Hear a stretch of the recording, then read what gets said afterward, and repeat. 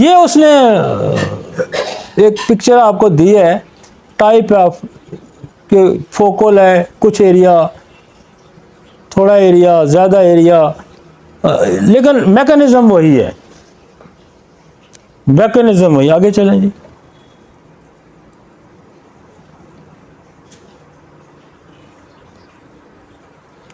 Varies from darkest brown to the lightest pinkish white, highest variation than other single mammalian species, result of the nature selection। आगे चलें, इसको छोड़ें, एक minute वापस ले जाएं, एक मिनट वापस।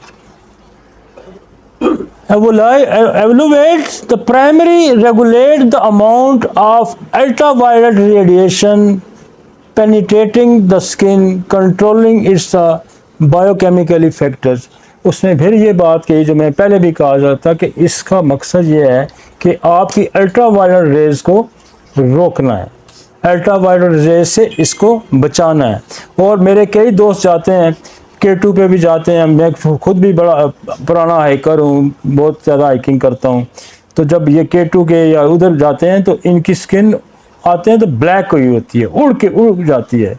तो वो क्या होता है, अल्ट्रावायलेट रेज चूँकि वहाँ ज़्यादा पड़ी होती हैं तो इसको वो ब्रेक कर देती हैं। और ये अल्ट्रावायलेट रेज अगर आपको ज़्यादा कम मिले तभी ज़िंदगी को ख़तरा है, तो ना मिले तभी ज़िंदगी को ख़तरा है, तो ज़्यादा मिले तो तभी ख़तरा है। तो खुदा ने इसको इत्तदाल करने के लिए आपकी स्किन का रंग दिया, आपकी स्किन को, आपकी जिस्म को छाँव मैसर की, उस छाँव की वजह से आपकी अल्ट्रावायलेट रेज की प्रोटेक्शन है। आगे चलते हैं जी।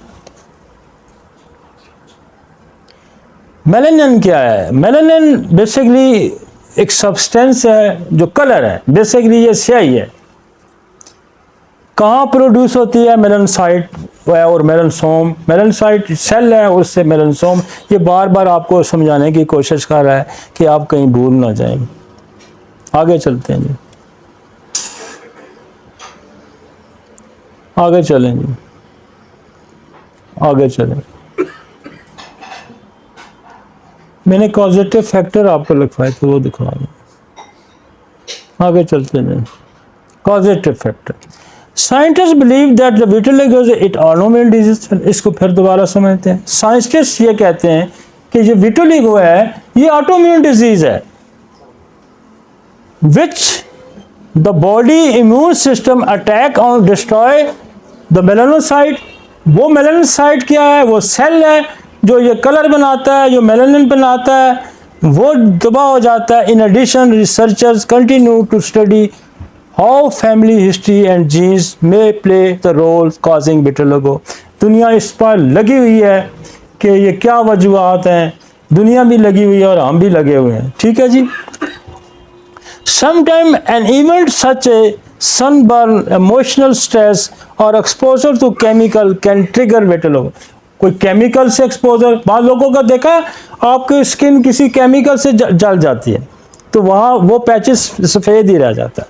किसी को बर्न हो जाता है तो वो नीचे सेल को तबाह कर देता है तो स्किन वाइट हो जाती है। देखा ना आपने, अक्सर इंजरी की जगह पे, बर्न की जगह पे, कट की जगह पे कोई केमिकल लग जाए तो ये भी एक वजह आपने देखी है। तो वो जो इफेक्ट्स हैं उसको हम रिमूव करेंगे तो आपका जो है ना ये ट्रिगर पॉइंट, अपने ट्रिगर पॉइंट पकड़ना है,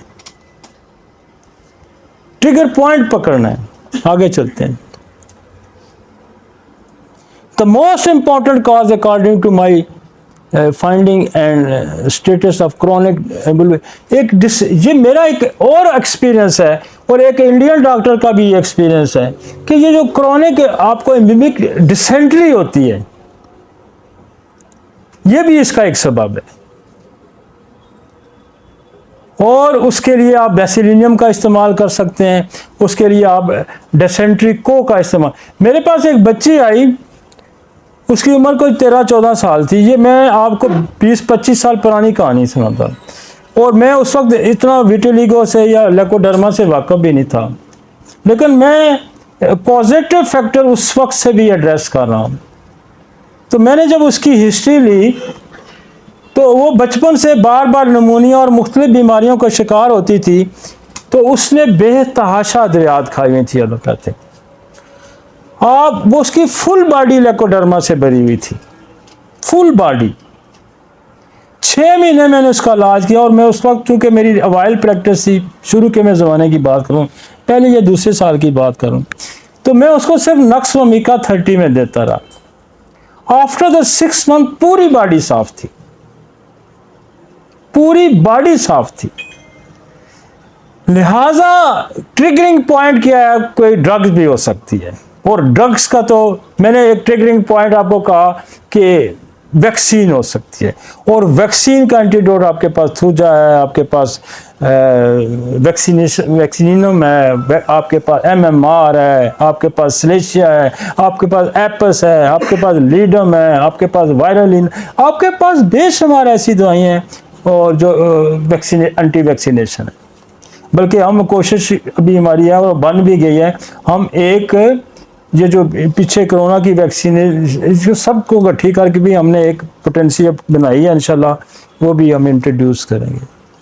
तो वैक्सीनेशन ना समझ लग रही तो जो वैक्सीनेशन उसको लगी है उसी को पोटेंटाइज करके दे दें। वैक्सीनेशन का बड़ा रोल है, और बेहतरीन डॉक्टर मैं अक्सर कहता हूँ जिसको हालात हाजरा की नफ्स पे हाथ हो कि अब मेरी सोसाइटी के साथ क्या हो रहा है, अब मेरी सोसाइटी के, आज से 200-300 साल पहले तो वैक्सीनेशन नहीं थी इतनी ना, लिहाजा उस पर बीमारियों। अब एक ट्रिगरिंग पॉइंट वैक्सीनेशन भी है, एक ट्रिगरिंग पॉइंट मेडिसिन भी है।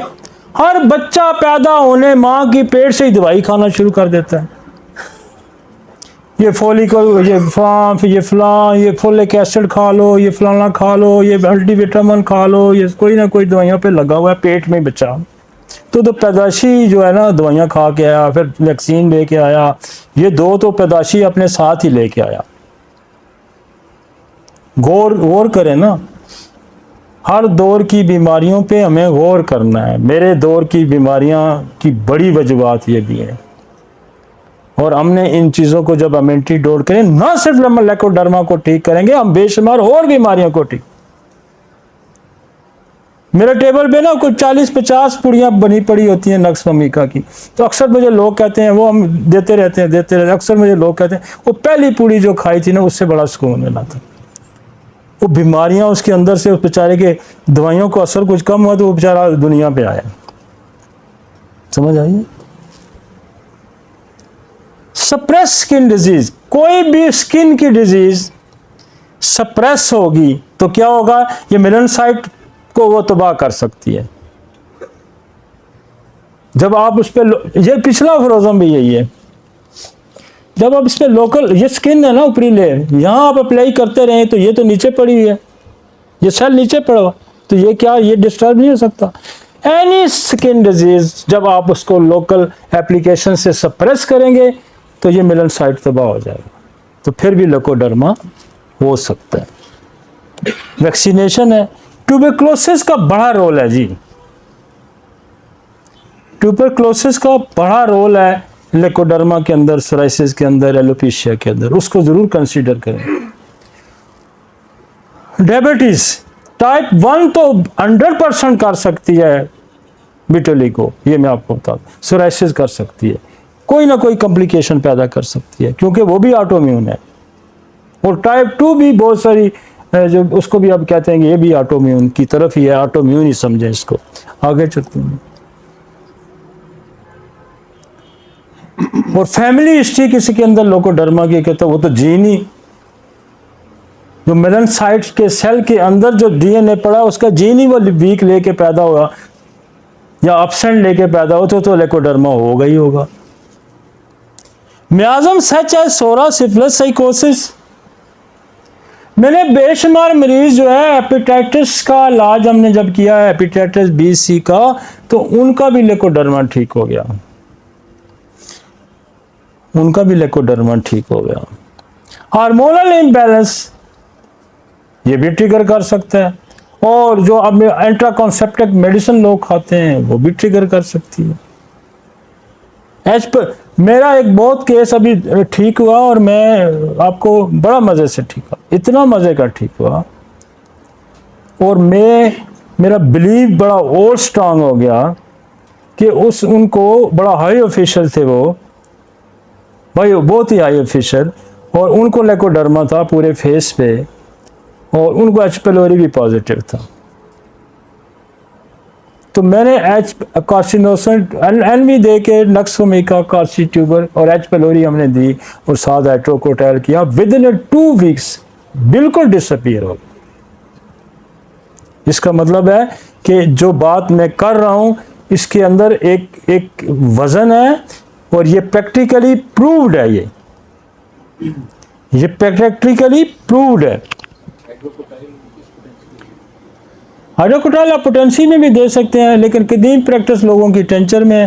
हाइड्रोकोटाइल को आप पढ़ें ना तो वो वाहिद दवाई है जिसके अंदर SLE का भी जिक्र है।